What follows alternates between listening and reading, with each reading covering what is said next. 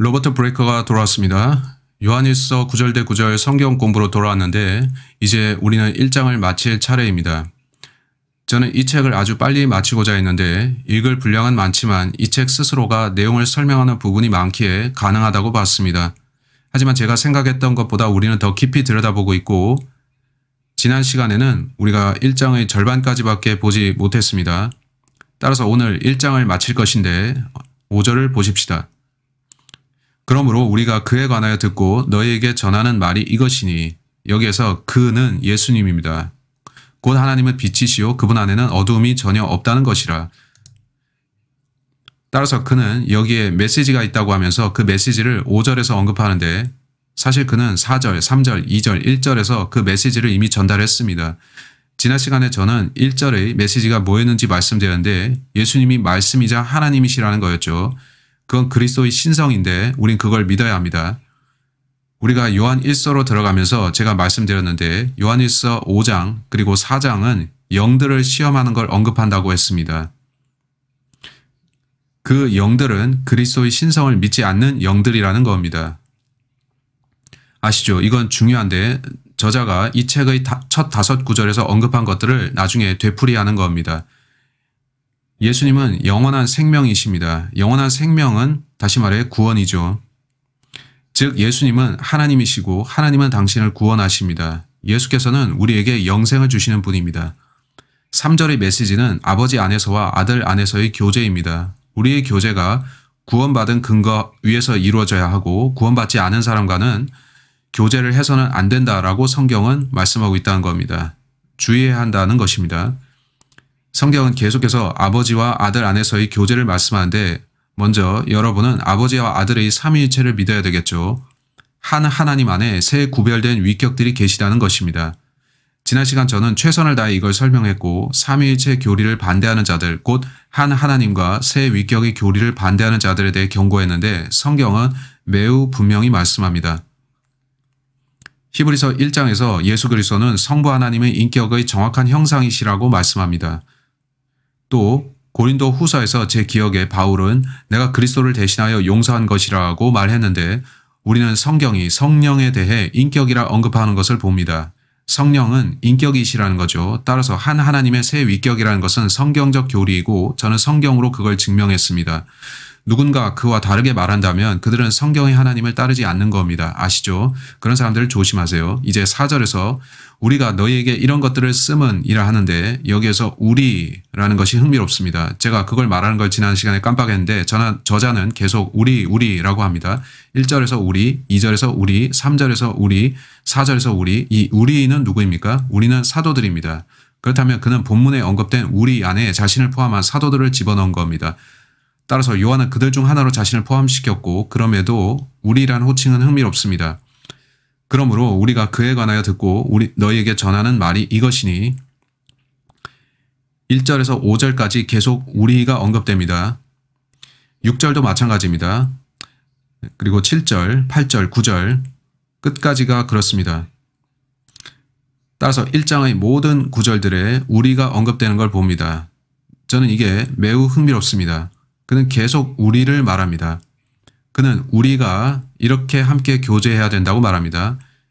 이제 2장, 3장, 4장, 그리고 5장에서 그는 구별된 다른 자들에 대해서 경고합니다. 우리가 있고 우리와 다른 자들이 있는데 사실 그는 어떤 다른 인물들에 대해서 말하는 것인데 나중에 보겠지만 우리는 그들이 우리에게 속하지 않았음을 아는데 그들은 우리로부터 나갔고 우리에게 속하지 않았다라고 합니다. 즉 이 책 전체가 우리와 여기에 대비된 그들이 있습니다. 전 앞서 시간에 영지주의자들을 말했는데요. 여러분은 영지주의가 뭔지 알아보고 확인해 보십시오. 초기 교회에 영지주의자들이 나타났고 그들은 교리를 바꾸려고 했는데 그들은 자기들이 만든 새로운 교회를 주도하려고 했고 그들이 가르치면은 이교 신앙들이 있었습니다. 그래서 저는 요한 1서가 분명 반영지주의적 본문이라 보는데 당시 요한은 영지주의자들을 상대해서 싸웠습니다. 영지주의자들은 뭘 반대했나요? 그리스도의 신성과 관련된 교리를 반대했죠. 따라서 이 책이 기록된 연대를 알면 흥미로운데 성경을 올바로 나누는 건 매우 중요합니다. 우리는 5절에서 하나님은 빛이시다. 그분 안에는 어둠이 없다 하는 메시지를 봅니다. 저자는 어두움이 거짓교리라고 말하는데 누군가 그리스도의 조명을 갖지 않았으면 그들은 거짓교리를 믿게 된다는 거죠. 그들에게 빛이 없다면 구원받지 못한 것인데 바울은 복음의 빛이 없는 그들이 잃어버린 자들이라 합니다.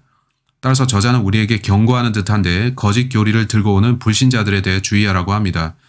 아시죠? 저는 5절에서 그 내용이 확실히 보입니다. 이제 6절 만일 6절이 만일로 시작되는 것에 유의하세요. 7절은 but if로 시작되고 8절도 만일, 9절도 만일, 10절도 만일입니다.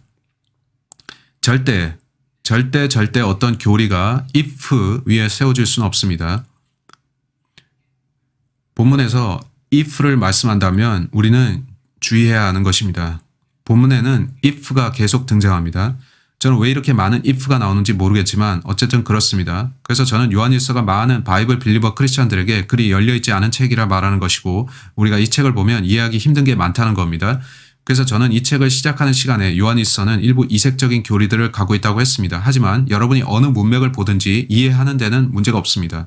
이 책의 많은 부분이 바울과 일치합니다. 하지만 본문의 if들은 제가 모르겠습니다. 왜 계속 if가 나온지 모르지만 6절로 가봅시다. 만일 우리가 하나님과 교제가 있다 하면서 어두움 가운데 행하면 우리가 거짓말하는 것이며 진리를 행하지 아니하는 것이라. 자, 이렇게 말하는 건 이상하죠. 진리를 행하지 아니한다라는 거 말이죠. 진리를 어떻게 행하죠? 진리를 행하지 않는다는 건 뭐고요? 진리는 여러분이 그걸 행하건 말건 진리입니다. 따라서 이러한 단어 사용은 이상한데 요한은 다른 사도들과 말하는 방식에 있어 다릅니다. 요한일서가 그것을 올바로 나누지 않는 사람들에게 어려운 이유가 그것인데 이 책을 역사적으로 살펴보면서 바울과 다른 사도들을 비교해 봐야 한다는 겁니다. 진리를 행한다는 그 말이 무슨 뜻입니까? 제 생각에 그는 여러분이 진리를 가졌다면 진리의 지식대로 행해야 된다라고 말하는 것 같은데 여러분은 자신이 맞다고 생각하는 대로 행할 것이라는 말입니다. 그는 섬김을 얘기하는 것 같습니다. 그가 진리를 행한다라고 말할 때 그건 뭔가 말하는 것을 뜻합니다. 그래서 그는 이렇게 말하는 것 같은데 우리가 하나님과 교제가 있다 하면서 어두움 가운데 행하면 즉 우리가 뭔가 말하고서 행동을 다르게 하면 잘못되었다는 겁니다. 이것이 바리새인들의 정의가 아니겠습니까? 위선자의 정의가 그렇게 내려진다는 겁니다. 위선자가 뭘까요? 위선자는 어떤 것을 자기가 말한 대로 실행하지 않는 사람을 뜻합니다.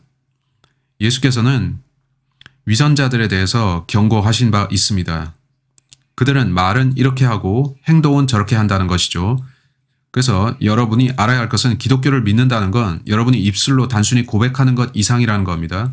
기독교 신앙은 여러분이 마음으로 믿는 것이며 진정 마음으로 믿는다면 하나님께서 여러분 안에 하신 일들이 행동으로 나온다는 겁니다. 행위로 구원받는 복음을 말하는 것은 아닙니다. 바울은 매우 분명하게 구원받은 후의 행위를 말했습니다. 구원받기 위한 행위가 아니라는 말이죠. 자, 아시겠나요? 여러분이 바울을 이해하고 바울의 가르침을 이해한다면 본문을 읽을 때 이해가 될 것입니다. 그러나 여러분이 바울을 이해하고 있지 못하다면 본문을 보면서 구원을 행위나 믿음과 행위로 받는 것이다. 그렇게 생각할 겁니다. 그러면 여러분이 이 if를 볼 때 와, 크리스찬이면서 올바로 행동하지 못하면 구원받지 못한다 라고 말하려고 할 겁니다. 사람들이 이 책, 성경을 보다가 행위의 구원을 가르치는 건 아주 쉽습니다. 그들은 이 구절에서 if를 가져다가 행위에 맞출 것이니까요. 하지만 저는 저자가 만일 내가 이것을 행함으로써 구원받는다 라고 말한 걸로 보이지 않습니다. 저는 저자가 우리는 진리를 가졌고 믿는 자들로서 저자들 곧 몰래 들어와서 사람들을 거짓 교리로 오도시키는 자들에 대해 경고하는데 우리가 진리를 가졌고 빛 가운데 걷는다면 하나님과 교제가 있고 어두움 가운데 걷지 않는 것이다. 그렇다면 잘하는 것이다. 그러나 우리가 만일 잘못 길을 택한다면 우리는 거짓말할 것이다. 우리는 길을 잘못 들지 않을 것임을 확실히 해두자. 우리는 이 길로 확고히 행하고 저 길로 가지 말자. 이것이 저자가 본문에서 하는 말입니다.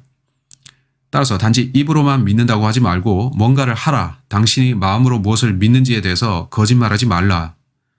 자, 이것이 바울의 말과 다르지 않습니다. 고백과 실제 구원 사이에는 차이가 있다는 것입니다. 뭔가를 고백하는 것은 입술로 하는 것이고 그것과 가졌다, 소유는 다릅니다.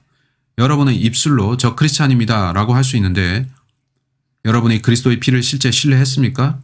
구원을 위해서 그 피를 신뢰했고 그리스도의 완성된 속죄만을 믿었나요? 여러분이 입으로 크리스찬이라 고백하더라도 믿음으로 구원받지는 않았을 수도 있습니다. 모든 로마 카톨릭 교도는 자신이 크리스찬이라 합니다. 하지만 그들 중 대다수는 올바로 행하며 살지 않습니다. 그들 중 대다수가 그리스도의 완성된 속죄를 믿지 않으며 그들 중 다수가 자기들 교회를 믿거나 그들의 행위 등등을 믿습니다. 따라서 많은 사람들이 입술로 크리스찬이라 하지만 형식적 교인들입니다. 진정으로 믿은 자들만이 구원을 받는 것입니다. 여러분이 마음으로 믿을 때 구원을 소유, possession 하게 되는 겁니다. 자, 이것에 대한 사례를 하나 들어드리겠습니다. 여러 해 전에 저는 모스크를 방문했습니다. 이슬람 모스크요. 저는 로드 아일랜드에서 어떤 사람을 만나서 길에서 대화했는데 그는 자신이 신앙인이라고 말하기에 저는 그가 뭘 믿는지 물었습니다. 그가 구원받기 위해 뭘 믿었는지 물어보면서 20분간 대화했는데 그는 자기가 크리스찬이라는 걸 제가 믿게 만들려고 했습니다. 저는 그 사람이 대답이 이상하다고 생각했는데 자기가 크리스찬이라 말하고자 하면서 정직한 대답을 하지 않았습니다. 결국 그는 자기가 모슬렘이라고 했습니다. 그래서 저는 알겠습니다. 당신이 왜 솔직한 대답을 기피했는지 이해했습니다. 라고 했죠. 저는 당신이 예수님을 믿는다고 말한 게 무슨 뜻입니까? 그게 무슨 뜻이었나요? 라고 물었고 그는 우리는 모든 선지자를 믿습니다라 했는데 그들은 선지자라 불리는 모든 사람을 믿는다는 겁니다. 여러분이 이슬람이라면 선지자들을 믿습니다. 그러니 어떤 사람이 나는 선지자다라고 하면 무슬림들은 그걸 믿습니다. 왜냐하면 이슬람은 선지자라 하는 모든 사람을 믿으려고 하니까요. 저는 그것이 이상하다 생각했죠. 그는 저를 자신의 모스크로 초대해서 그의 교사를 만나라고 했습니다. 그는 우리에게 관람을 제안했고 저는 제가 초청해서 설교한 지역교회 목사에게 동행하자고 했습니다. 우리는 모스크로 갔고 그 이맘이란 자는 건물 안의 모든 걸 보여줬습니다. 그는 최근에 이곳에 여러 사람들이 왔으며 그들은 이슬람을 믿었다고 계속해서 말했죠. 그는 우리를 안내하면서 자기들이 다른 방문자들을 이슬람으로 개종시켰다 말했습니다. 그러면서 그는 이제 그냥 알라가 하나님이라 말하세요 라고 했고 저는 아니요 그럴 수 없습니다 라고 했죠. 전 개인적으로 알라가 어떤 존재인지 공부했고 역사적으로 알라가 우상이며 달의 신이라는 것을 안다고 했습니다. BC 1700년경으로 가면 알라는 폭력의 신이었습니다. 학자들은 주전 1700년의 한 문서에서 알라가 폭력의 신이며 그가 참 하나님에게 반역한 신임을 알았죠. 여러분이 성경을 배웠다면 이 자가 누구인 것 같습니까? 바로 루시퍼죠. 루시퍼는 하늘에서 떨어졌으며 참 하나님께 반역했는데 그는 그래서 반역의 신, 폭력의 신입니다. 그 문서는 주전 1700년 전에 나온 것인데 거기에서 알라에 대해서 말하고 있습니다. 그래서 저는 알라가 제가 섬기는 하나님과 같은 신이 아닙니다라고 했죠. 그런데 이 무슬림 친구는 제게 말하길 우리는 당신이 알라는 하나님이다라고 말하길 원합니다라고 했습니다. 그는 제가 제 입술로 단지 알라는 하나님이다라고 말하기만 하면 저를 이슬람 개종자로 간주할 것이라고 말했습니다. 그렇다면 무슬림이 된다는 것은 여러분이 단지 알라는 하나님이다라고 말만 하면 되는 겁니다. 그러면 무슬림이 될 수 있습니다. 제가 그렇게 말했다면 믿지 않았다 해도 개종자가 되겠죠? 말만 했으므로 말이죠. 제가 그 사람을 만족시키려고 고백만 하고 제 마음은 아니라 해도 왜냐하면 저는 하루에 5번 기도하며 손을 씻고 잠들기 전에 마귀들이 콧구멍에 들어오지 말라고 코를 닦지 않습니다. 그들에게는 그런 교리들이 있는데 저는 그렇게 하지 않습니다. 많은 크리스찬들은 나는 예수님 믿었어요. 그러니 저는 크리스찬이에요 라고 말하는데 그들은 그 고백이 자기들을 크리스찬으로 만든다고 생각합니다. 한데 그들이 마음으로 믿었습니까? 그것이 관건입니다. 여러분이 뭔가 말하거나 기도하더라도 마음을 다하지 않았다면 효력이 없습니다. 따라서 입술로 구원받았다는 것과 실제 구원받은 건 다릅니다. 여러분이 그리스도의 보혈을 믿을 때 여러분 안에는 에베소서 1장 13절에 따라 성령이 들어오시죠. 여러분이 그리스도의 피 외에 다른 것을 믿으면 구원을 못 받습니다. 하지만 저는 교회 다니는데요. 침례도 받았고 이것저것 하고 있습니다. 그래서 저는 크리스찬입니다. 그거는 듣기 좋은 말이지만 그건 당신에게나 좋은 겁니다. 당신이 입술로 고백했다면 지금 예수님을 위해 뭘 하고 살고 있으며 당신은 그래서 진짜 구원받은 사람입니까? 여러분이 그리스도의 피를 진짜 믿었다면 지난 시간에 말했듯이 기쁨이 있을 것이며 또 어떤 행위들이 나오기 시작할 겁니다. 여러분의 마음이 주의 기쁨으로 흘러넘친다면 그분을 섬기기를 여러분은 원할 것입니다. 성경은 그렇게 말씀하는데 성경은 우리가 구원받았다면 죄를 지을 수 있도록 구원받은 것이 아니라 섬기도록 구원받았다고 합니다. 우리가 구원받을 때 하나님께서 우리에게 원하시는 게 뭘까요? 주님을 섬기는 겁니다. 이제 구절들을 봅시다. 에베소서 2장 8절 9절, 에베소서 2장 8절 9절을 너희가 믿음으로 말미암아 은혜로 구원을 받았으니 이것은 너희에게서 난 것이 아니요 하나님의 선물이라 행위에서 난 것이 아니니 아무도 자랑하지 못하게 하려 하심이라. 따라서 구원은 행위로 받지 않습니다. 10절 보세요. 우리는 그분의 작품이니 그리스도 예수 안에서 선한 일들을 위해 창조되었느니라. 이 일들은 하나님께서 미리 정하시어 우리로 그것들 가운데서 행하게 하려 하신 것이라. 따라서 저는 구원받기 위해 행하지 않으며 저는 믿음으로 구원받았습니다. 저는 구원받았다는 제 고백 때문에 구원받은 게 아니라 1992년 7월 29일 제가 그리스도의 피를 신뢰했기 때문에 구원받았습니다. 이제 구원받은 자로서 저는 뭔가를 하기 원합니다. 전 제가 구원받았기에 행하고 저를 구원하신 분을 섬깁니다. 저를 위해 그분이 하신 일이 감사하기 때문입니다. 그것이 우리가 해야 되는 일인데 골로새서로 갑시다. 골로새서 3장 24절, 골로새서 3장 24절. 이는 너희가 유업의 상을 주께로부터 받을 줄 알미니 너희가 주 그리스도를 섬기고 있음이라. 따라서 우리는 예수님을 섬겨야 하는데 이는 우리가 그를 사랑하는 증거를 우리의 섬김을 통해 나타내기 때문입니다. 그러면 주께서 우리에게 더 큰 기쁨을 주시는데 제가 주님을 더 섬길수록 더 큰 기쁨이 있습니다. 믿기 힘들 정도죠. 우리가 주를 섬기면 하늘에서 상도 받을 수 있습니다. 우리가 예수님을 위해 더 많이 희생할수록 하늘에서 받을 것이 풍성해집니다. 이제 히브리서 9장 14절로 갑시다. 히브리서 9장 14절. 하물며 영원하신 성령을 통하여 흠 없는 자신을 하나님께 드린 그리스도의 피가 어찌 죽은 행실에서 너희 양심을 정결케 하여 살아계신 하나님을 섬기게 하지 못하겠느냐. 여러분이 보혈을 믿었다면 구원받은 후에 그분을 섬기는 게 당연합니다. 전도지를 나눠주고 복음을 증거하며 사람들에게 예수님에 대해 소개하는 거죠. 다른 사람들에게 구원받는 방법을 알려준다는 겁니다. 그들에게 가서 당신이 지옥에 가지 않고 하늘나라에 가려면 예수님이 모든 값을 치르셨으니 그분을 믿고 구원받으세요 라고 하면 됩니다. 요한일서 1장 6절로 돌아와 봅시다. 만일 우리가 하나님과 교제가 있다 하면서 어두움 가운데 행하면 우리가 거짓말하는 것이며 진리를 행하지 아니하는 것이라. 따라서 여러분이 크리스찬이라 자처하는 것과 복음을 참으로 마음으로 믿는 것은 다른 것입니다. 여러분은 진심으로 그리스도의 피의 대속을 신뢰했습니까? 그러므로 구원은 그의 피를 믿는 믿음을 통해 받는 것입니다. 로마서 3장 25절에 써 있습니다. 피의 대속, 예수 그리스도의 피의 대속입니다. 여러분이 그 대속을 받아들이면 로마서 5장 11절 말씀대로 믿음으로 받아들이면 그 믿음으로써 구원받습니다. 믿음은 마음에서 나오며 단지 입술이 아닙니다. 사람들이 그냥 입술로 난 크리스찬입니다 라고 말하는 것은 쉽지만 마음으로 정말 믿었느냐 하는 것은 다른 문제입니다. 그리스도의 피와 그가 하신 일만을 신뢰했느냐 혹은 그들 자신의 행위들을 믿었느냐 하는 거죠. 여러분이 주의해야 할 점입니다. 저자는 6절에서 여러분이 예수님을 섬기지 않는다면 구원받지 않았을 수도 있다고 말합니다. 여러분이 크리스찬이라 자처할지라도 그게 거짓말일 수 있다는 겁니다. 제 말은 그가 문자 그대로 사람들이 구원에 대해 의문을 제기 중이라는 겁니다. 그 마치 당신 거짓말하는 겁니까? 당신은 여전히 빛 가운데 행하고 있지 않고 어두운 가운데 있는데 자신이 구원받았다고 하는군요. 라는 건데 마치 로드십 셀베이션 메시지 같이 들리죠. 하지만 6절은 거짓이라고 합니다. 그렇다면 로마서 16장 가봅시다. 왜 요한이 다른 크리스찬들에게 이렇게 말할까요? 어쩌면 제가 그리겠는데 전 이게 별로지만 교회 건물을 그리겠습니다. 자, 이게 교회 건물입니다. 이게 요한 당시의 교회 건물이라고 한번 생각해 봅시다. 이쪽에 한 그룹이 있는데 이 무리는 기쁨으로 가득 차 있고 진짜 예수님을 섬기고 있습니다. 이 사람들은 모두 구원받았으며 그리스도의 피만을 신뢰하고 있습니다. 이 사람들은 실제적으로 밖에 나가서 사람들을 예수님께 인도하는 사역을 합니다. 그들은 구령자들입니다. 또 그들은 참된 교리를 가르치는 사람들입니다. 그들은 믿음을 바꾸지 않습니다. 그런데 이 같은 건물 안에 또 다른 무리가 있는데 이 자들은 비판적이고 어떤 기쁨도 그들에게 없습니다. 그들은 헌신하지 않고 사실 세상과 어울리고 있습니다. 그들 중에는 문자 그대로 실족한 자들도 있습니다. 그들은 복음을 전하지 않고 예수님을 위해서 하는 일이 없습니다. 이 두 그룹이 매주 교회에 출석하면서 같은 건물 안에서 마주친다고 생각해 보세요.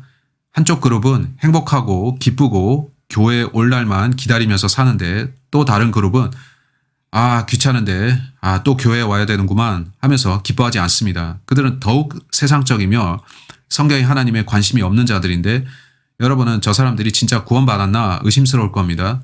어쩌면 그들은 실족했을 수 있고 또 어쩌면 이 사람들이 교회에 오는 이유가 한 가지 이유 때문일 겁니다. 그들은 사람들을 꿰어서 데리고 나가기 위해서 오는 걸지도 모르죠. 이에 대한 구절들을 좀 찾아봅시다. 성경이 이에 대해 뭐라 말씀하는지 봅시다. 먼저 로마서 16장 18절 봅시다. 바울은 어떤 사람들이 교회 안으로 몰래 들어와서 신자의 자유를 훔쳐가고 그들을 속박으로 돌이키려 한다고 했죠. 그가 로마서 16장 18절에서 어떻게 말씀하나 봅시다. 바울은 말합니다.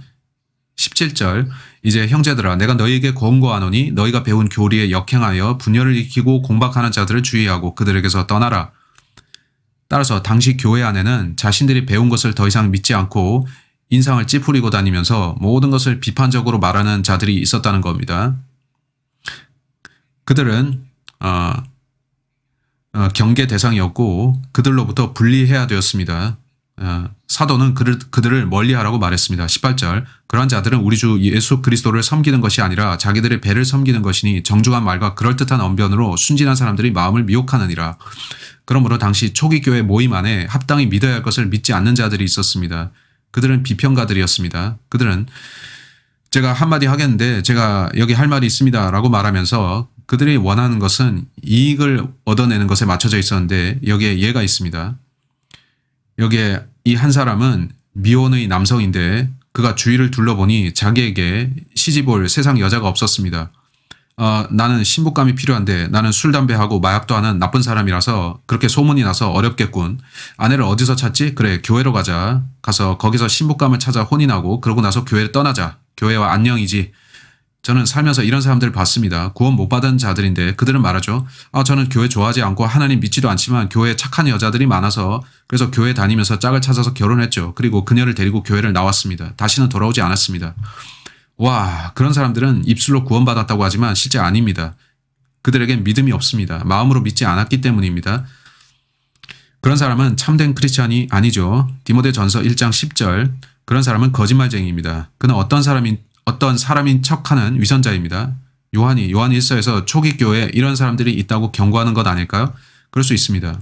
몇몇 구절들을 보여드릴 텐데 바울은 교회 안에 유입되는 사람들 중에 신자들을 흔들어서 데리고 나가려는 자들이 있었다고 말합니다.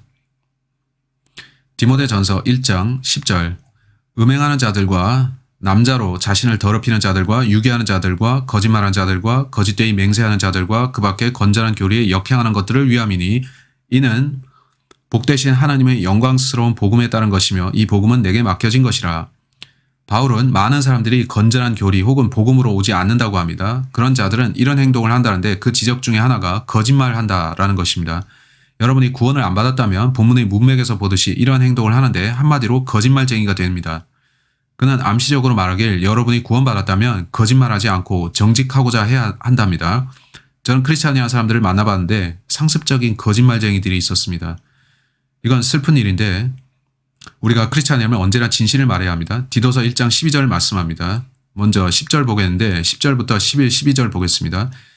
이는 불복종하는 자들과 헛된 말을 하는 자들과 속이는 자들이 많기 때문이며 특히 할례파 중에 그러한 자들이 많으니 더러운 이익 때문에 가르쳐서는 안 될 것들을 가르쳐서 집들을 온통 뒤집어 놓는 그들의 입을 막아야 될 것이라. 그들 중에 하나인 그들 자신의 선지자조차도 말하기를 크레테인들은 항상 거짓말쟁이들이고 악한 짐승들이며 게으른 탐식가들이라 했으니 이 증거가 옳도다. 그러므로 너는 그들을 엄히 꾸짖어 그들로 믿음 안에서 건전해지게 하고.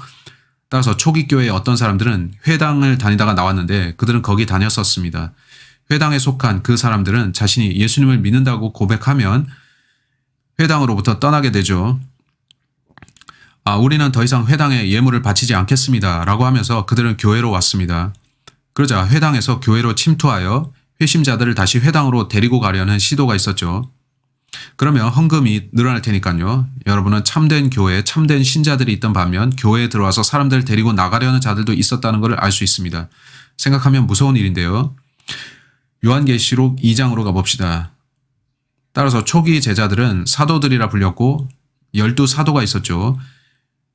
유다가 탈락하면서 하나님께서 바울을 부르셨죠. 바울과 11사도들, 물론 베드로와 요한도 사도들이었는데 그들에게 무슨 일이 있었습니까? 자, 지금도 사도들이 있나요? 저는 아니라고 믿는데 이는 그들에게 사도들의 표적이 있었기 때문이고 바울은 표적은 유대인들을 위한 것이라 했습니다. 유대인들이 메시아를 거절하자 하나님께서는 이방인들에게로 향하셨고 바울은 우리가 믿음으로 행하고 표적으로 하지 않는다. 우리는 더 이상 표적들과 이적들이 필요치 않다라고 말했습니다. 즉 사도들의 표적은 오늘날 없습니다. 근데 여러분은 어떤 교인들이 자신을 사도라 부르는 걸 봅니다. 그게 정말입니까? 계시록은 요한이 썼는데 계시록 2장 2절 읽어봅시다. 내가 너희 행위와 수고와 인내를 알며 또 내가 어떻게 악한 자들을 용납지 아니한 것과 자칭 사도라 하지만 아닌 자들을 시험하여 그들이 거짓말쟁이임을 찾아낸 것과 성경은 어떠한 자들이 돌아다니면서 제가 사도입니다. 제가 사도입니다. 라고 하는데 그들은 아니라고 말합니다. 그들은 거짓 사도들입니다. AD 90년에서 100년 사이에 그런 자들이 있었습니다. 초기 교회의 어떤 사람들은 내가 사도다 라고 했는데 그들은 아니었습니다. 그들은 거짓말쟁이였죠. 그들은 자기가 크리스찬이라고 자처했습니다. 그것까지는 맞을 수도 있지만 그들은 신자를 가장한 거짓 신자들이었을 수도 있습니다. 그런 행동은 나쁜 짓이죠. 사도행전 20장 29절로 가봅시다. 여기서 바울은 자신이 두려워하는 것을 말하죠. 한 번은 제가 바울이 겁냈던 유일한 것이라는 제목으로 설교한 적이 있는데 바울은 그가 두려워한다고 말합니다. 그가 두려워하는 일이 일어날 참이었습니다. 사도행전 20장 29절로 30절. 또 내가 이것을 아노니 내가 떠난 후에 흉악한 이리들이 너희 가운데로 들어와서 양떼를 아끼지 아니할 것이며 또한 너희 가운데서도 사람들이 일어나서 왜곡된 것을 말하며 제자들을 끌어내어 자기들을 좇게 할 것이라. 자, 그렇다면 교회 안에 있던 어떤 자들은 악하고 사악하며 거짓말쟁이들이었는데 그들은 이리들처럼 다른 사람들을 물어서 데리고 나갈 목적으로 교회 안에 들어왔던 것입니다. 그들은 성도들과 교제하려는 생각이나 예수님을 사랑해서 들어온 게 아니라 또 다른 목적, 곧 사람들을 데리고 나가자, 여기서 빨리 나가야겠다라는 목적으로 들어온 것입니다. 그렇게 하려 한 그들의 동기나 이유는 제가 모르지만 그러면 우리는 요한일서 6절로 돌아오겠는데요. 요한은 거짓 교사들과 거짓말쟁이들에 대해서 경고합니다. 우리가 그 말을 어디서 들었던가요? 우리는 베드로 전후서와 유다서, 바울 서신서들까지 구절대 구절 성경 공부를 했었는데 거기서 같은 것을 봤었습니다. 거짓 크리스찬들에 대한 경고가 거기 있었죠. 나도 크리스찬이에요 라고 고백하지만 거짓말하는 사람들, 단지 사람들을 데리고 나가서 그들의 제자 삼고 거짓 교리를 믿는 거짓 교리들을 세우려고 하는 그 자들 말입니다. 슬픈 일입니다. 그걸 봅시다. 베드로후서 2장, 여러분은 베드로후서 2장 전체가 거짓 선지자들에 대한 경고로 차 있는 것을 아실 겁니다. 베드로후서 2장. 그러나 백성 가운데도 거짓 선지자들이 있었던 것처럼 너희 가운데도 거짓 교사들이 있으리라. 그들은 저주받을 이단들을 비밀리에 불러들여서 자기들의 사신주를 부인하기까지 하며 급격한 파멸을 스스로 불러들이느니라. 또한 많은 사람들이 그들의 파멸의 길을 따르리니 그들로 인하여 진리의 길이 비방을 받을 것이라. 그들은 탐욕을 품고 지어낸 말로 너희에게서 이득을 취하리니 이제 그들의 심판은 예로부터 지체하지 않으며 그들의 멸망은 졸지 아니하느니라. 12절을 보면 잘 나옵니다. 이들은 잡혀서 멸망케 된 본성이 잔인한 짐승 같아서 자기들이 알지 못하는 것을 비방하다가 그들 자신의 타락 가운데서 완전히 멸망하게 되리라. 그들은 불의의 대가를 받게 되리니 대낮에 흥청거리는 것을 낙으로 여기며. 자, 이런 식으로 이어집니다. 22절까지 다 보지는 않겠지만 여러분에게 두 가지를 묻겠습니다. 사도는 이 자들의 동기를 알려줍니다. 그들은 교회를 보면서 저기에 사람이 많군. 내가 저기에서 스피커가 되면, 연사가 되면, 설교자가 된다면 그들은 헌금을 가져다가 설교자인 나한테 주겠지? 내가 설교자가 될 수 있다면 그 돈을 내가 먹는 거지? 내가 해야 될 모든 일은 근사하게 말하고 바른 말만 하면 되는 거지? 내가 말을 잘하고 그럴싸한 언변을 구사하면 저기서 많은 돈을 벌 수가 있을 거야. 근데 어떻게 내가 목사인 척하지? 자, 이제 여러분이 구원받았고 바른 교리를 설교한다면 다른 이들을 구원받게 할 수가 있습니다. 그러나 그걸 원치 않는 자들이 있는데 그들은 내가 교회에 들어가서 사람들로 하여금 나를 따르게 한 다음에 이쪽으로 데리고 나와서 새로 교회를 시작하자라고 합니다. 운이 좋다면요. 근데 설교를 어떻게 잘할까? 그래, 우리만의 교리를 만들자. 그렇게 거짓 교회가 시작됩니다. 거짓 교회나 거짓 교리라는 게 뭡니까? 그걸 이단이라고 하죠. 영지주의자들이 그렇게 했습니다. 그들은 이단과 그들 자신이 이단 운동을 시작했고 그들의 추종자들을 모아서 거짓을 가르쳤는데 그들 중에 일부는 음행도 괜찮다라고 가르쳤습니다. 성경은 그렇게 가르치지 않죠. 그런 많은 슬픈 일들이 일어났는데 유다서로 가봅시다. 초기 교회에 이런 일들이 있었는데 악한 자들이 교회 안에 들어와서 사람들을 교회 밖으로 데리고 나갔고 그들 자신의 이단들을 결성했습니다. 오늘날에도 참된 교회, 참된 성경 신자들이 있는 반면에 혹자가 그렇게 말하는데 저는 그게 사실인지 모르겠지만 6,000개의 서로 다른 교파들이 현재 기독교 안에 존재한다고 합니다. 그들은 자기들이 크리스찬이라고 합니다. 6,000개나 있다는 겁니다. 예수님이 6,000개의 교회에 종파를 세우신 겁니까? 아니면 교회는 하나입니까? 그래서 여러분 놀랄 겁니다. 놀랄 수밖에요. 교회가 뭡니까? 교회는 그리스도의 몸인데 구원받은 자들로만 이루어졌고 그것은 건물이 아닙니다. 교회는 교황이라는 사람이 지배하는 곳이 아닙니다. 그런 건 참된 교회가 아니죠. 조심하셔야 합니다. 따라서 유다서 3절을 봅시다. 그가 뭐라고 하나요? 유다서 3절 사랑하는 자들아 우리가 함께 나누어 받은 구원에 대하여 내가 너희에게 글을 쓰려는 마음이 간절하던 차에 성도들에게 단번에 전해주신 믿음을 위하여 힘써 싸우라는 편지를 써서 권고해야 할 필요를 느꼈노니 따라서 구원이 열쇠입니다.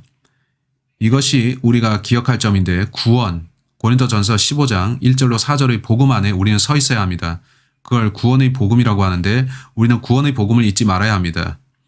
그리고 우리가 기억해야 할 점은 가장 중요한 것이 피를 통한 복음이라는 것입니다. 그 피를 믿는 믿음이 우리를 구원합니다. 여러분이 자칭 교회라 하는 어떤 종파에 속해 있는데 그들이 믿음 플러스 행위 복음을 전파한다면 그건 이단입니다. 그건 참된 복음이 아닙니다. 바울과 유다, 베드로, 요한은 그런 자들을 경고했습니다. 이제 4절을 보겠는데 본문을 다 보진 않고 4절만 보겠습니다. 이는 어떤 사람들이 몰래 들어왔기 때문이라. 그들은 옛적부터 이 정죄를 받기로 미리 정해진 자들이며 경건치 않은 자들이라. 그들은 우리 하나님의 은혜를 세욕거리로. 와, 불경건한 자들이 교회 안에 몰래 들어온 겁니다. 전 제가 들은 목사들의 악행에 대한 이야기를 다 하지는 않겠습니다. 저는 많은 목사들이 여자 비서들을 둔다고 들었는데 전 성경에서 그런 거 본 적이 없습니다. 목사들이 죄에 연루되어 아내를 버리고 여자 비서와 놀아나는 일, 그런 것이 저를 괴롭게 합니다. 제 마음이 아주 상처를 입습니다. 아주 슬프죠. 저는 심지어 독립침례교회들에서 그 목사들이 혼외 정사를 저지른다는 이야기를 들었습니다. 어떤 유명한 독립침례교회 목사가 있는데 그는 24명의 교회 여성들과 동침하다가 잡혔습니다. 그는 그 장면들을 사진을 찍어놨는데 그가 걸린 이유는 그 사진들이 든 서류 가방을 쓰레기통에 잘못 버렸기 때문입니다. 청소부가 그 가방을 열어서 보니 교회 여성들이 찍힌 사진들이 있었습니다. 이 목사라는 자는 최악의 짓을 저지른 거죠. 얼마나 사악하고 끔찍합니까? 그는 크리스찬이 아닙니다. 그 사람이 구원을 받았을까요? 저는 의문입니다. 구원 받았으면서 어떻게 그런 일을 할 수가 있죠? 여러분이 하는 일이 교회를 둘러보면서 내가 이곳을 지배하는 자이기 때문에 뭐든 차지할 수 있다. 돈이든 명예든 여자든 다 차지할 수 있다. 라고 한다면 그건 진짜 기독교가 아니죠. 그건 악한 것입니다. 성경은 우리에게 그런 것을 경계하라고 말씀합니다. 아시아에 있던 자들이 바울을 대적했음을 기억하세요. 디모데 후서 1장 15절에서 봤는데 제 기억에는 2번 봤습니다. 보면은 아시아의 모든 자들이 나로부터 돌아섰다고 하는데 바울을 대적한 자들이 누구죠? 갈라디아서를 봅시다. 그들이 왜 바울을 대적했나요? 갈라디아서 2장 4절에서 바울이 말합니다. 갈라디아서 2장 4절. 이는 거짓 형제들이 몰래 들어온 까닭이라. 그들은 우리가 그리스도 예수 안에서 가진 우리의 자유를 엿보려고 비밀리에 들어와 우리를 노예로 삼고자 함이더라. 우리가 단 한 시간도 그들에게 복종하지 아니하였던 것은 복음의 진리가 너희와 함께 지속되게 하려는 것이라.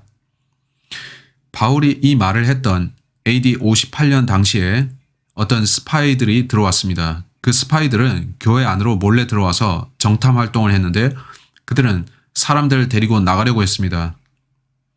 그들이 원했던 것이 뭐였습니까? 그 자들은 이 신자들을 노예 삼고자 했습니다. 그들이 누구였습니까? 여러분이 사도행전 15장을 보시면 그 15장의 상황은 13장 때문에 있었던 것인데 사도행전 13장에서 바울은 설교하고 있는데 빨리 봅시다. 사도행전 13장 38절 39절. 여러분이 성경에서 알아야 되는 역사적인 맥락이 있습니다. 아시죠? 예수님이 초림하셨을 당시 그는 유대인들에게 나타나셨죠. 유대인들은 여전히 율법 하에 있었고 그것이 그들이 아는 유일한 것이었습니다. 그들은 율법을 지켜야 되는 줄로 알고 있었고 예수님이 죽고 장사되시고 부활하신 후에 유대인들은 나타나서 예수님이 누구신지를 전파했습니다.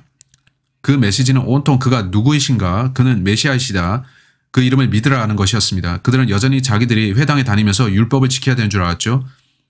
그러다 바울이 등장했고 바울은 예수님이 주신 계시가 있다고 했죠. 그건 율법의 행위가 아니었습니다. 사도행전 13장 38, 39절에 바울은 말합니다. 그러므로 형제들아 너희가 알 것은 이분을 통하여 너희에게 죄들의 사함이 선포되었으며 너희가 모세의 율법으로는 의롭게 되지 못하였던 그 모든 일에 대해서도 믿는 자는 모두 그분을 통하여 의롭게 된다는 것이니라. 즉 바울은 우리가 율법으로 의롭게 되지 않으며 믿음으로 의롭게 된다 합니다. 율법이 아닌 믿음입니다. 교회가 한데 모였고 사도행전 15장에서 보면 그 1절에서 유대에서 내려온 어떤 사람들이 형제들을 가르치며 말하기를 너희가 모세의 율례에 따라 할례받지 않으면 구원을 받을 수 없노라고 하더라. 따라서 이단 교회는 믿음만으로는 안 됩니다. 당신이 믿음이 있더라도 그 믿음은 우리가 상관 안 하고 행위가 필요합니다 라고 하는데 여러분이 그런 교회를 다닌다면 그 교회가 곧 이단입니다. 여러분이 구원을 받기 위해서 행위가 필요하다고 말한다면 그건 이단입니다. 바울 당시에 율법을 지키라고 가르치고 다니는 사람들이 있었는데 그들은 당신이 예수님을 믿는 건 우리가 상관 안 하겠는데 예수님을 믿는다면 그건 물론 잘하는 겁니다. 예수님은 메시아이시니까요. 그러나 당신은 할례를 받고 매주 성전에 와서 11조 내세요. 바울은 아니요. 당신들은 사람들을 속박 아래로 갖다 놓으려고 하는데 그들에게 행위로 구원받았다고 생각하게 만들고 있군요. 아니 그건 우리 가르침이 아닙니다 라고 한 겁니다. 따라서 본문에서 무슨 일이 벌어지고 있나요? 요한일서에서 무슨 일이 있느냐는 거죠. 요한일서 1장 6절 만일 우리가 하나님과 교제가 있다 하면서 어두운 가운데 행하면 우리가 거짓말하는 것이며 진리를 행하지 아니하는 것이라. 따라서 누군가 악한 일을 하고 있고 그들은 선한 교회 안에 선한 신자들과 함께 있지만 마음은 거기서 떠나 있습니다. 이는 그들의 속 생각이 사람들을 깨워서 데리고 나가 자기들 밑에 두려는 것이기 때문이고 그들은 거짓말쟁이들이라는 겁니다. 그들은 어두움 가운데 행하는 자들이며 참된 신자가 아닙니다. 요한이 경고하고 있는 게 바로 그러한 신자들이었습니다. 확실히 그런 의미로서 보입니다. 이제 7절을 보면 그러나 그분이 빛 가운데 계신 것 같이 우리도 빛 가운데 행하면 우리가 서로 간에 교제가 있게 되고 그의 아들 예수 그리스도의 피가 우리를 모든 죄에서 깨끗하게 하시느니라. 보신 이 구절은 성경 전체의 가장 위대한 구절 중 하나인데 전 이 구절을 좋아합니다. 본문은 예수님의 피가 모든 죄들을 제거한다고 합니다. 모든 죄들입니다. 이건 정말 대단한 축복인데 그렇지 않습니까? 예수님의 피를 통해 우리의 모든 죄들이 용서된다는 그 사실을 말하는 겁니다. 여러분은 그분의 피로 씻겨졌습니까? 여러분의 혼에 예수 그리스도의 피가 들어와서 적용되었나요? 그 피를 믿고 구원받았습니까? 한데 저는 사람들이 뭘 하는지를 보여드리겠습니다. 사람들은 이 구절을 문맥에서 도려내어서 이렇게 말합니다. 우리가 빛 가운데 걸으면 즉 우리가 올바로 행해야지만 그 피가 우리를 용서한다라고 합니다.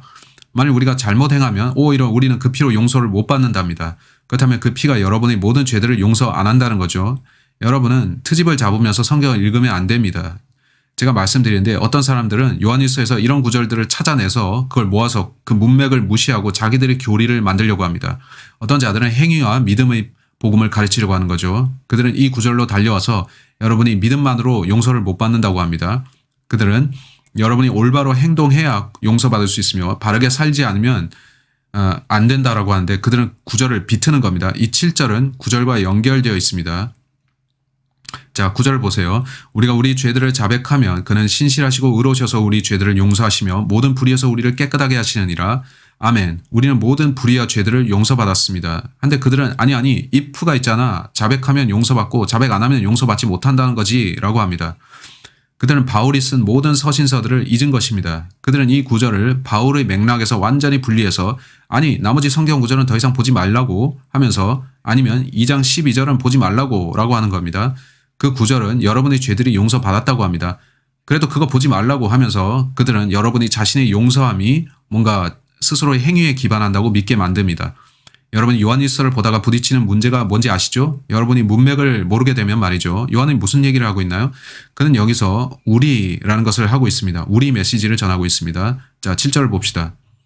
그러나 그분이 빛 가운데 계신 것 같이 우리도 빛 가운데 행하면 우리가 서로 간에 교제가 있게 되고 우리가 구원받았고 빛 가운데 걸으면 우리가 교제를 하게 된답니다. 그는 우리가 그렇게 걷지 않는다고 불신자는 아니라는 겁니다. 하지만 그 사람들은 그런 결론을 끌어내려 하면서 당신이 빛 가운데 행하지 않으면 구원을 못 받는다라고 합니다. 6절에 따르면 여러분이 구원받지 않았다는 게 아니라 거짓말쟁이가 된다는 거죠. 하지만 이 말씀을 보세요. 우리가 서로 교제가 있게 된다. 그리고 쉼표가 있죠. 그렇지만 그의 아들 예수 그리스도의 피가 우리를 모든 죄에서 깨끗하게 하시느니라 라는 겁니다. 그것이 저자의 말입니다. 요한이 전하는 메시지는 그리스도의 피를 통해 우리 모든 죄가 용서받았다는 겁니다. 우리 모든 죄들이 용서받았다면 우리는 뭘 받은 거죠? 영원한 생명을 받았죠. 따라서 여러분이 본문을 비틀어서 구원은 당신의 행위에 달려있다. 당신의 죄들이 용서받는 것은 당신이 진리 가운데 걷느냐에 달려있다. 당신이 실족하고 진리 가운데 걷지 않으면 죄들을 용서 못 받고 영원한 생명을 받지 못한다라고 가르치면 그건 영생이 아닌 일시적 생명을 받는다는 겁니까? 요한이 그의 서신을 어렵게 쓰긴 했지만 여러분이 바울 서신을 먼저 봤다면 본문을 비틀지 않아도 됩니다. 여러분은 아니요. 우리에게 필요한 건 선한 행위의 교제인데 우리는 예수의 피가 우리 모든 죄들을 깨끗게 했음을 믿어야 합니다. 라고 되는 겁니다.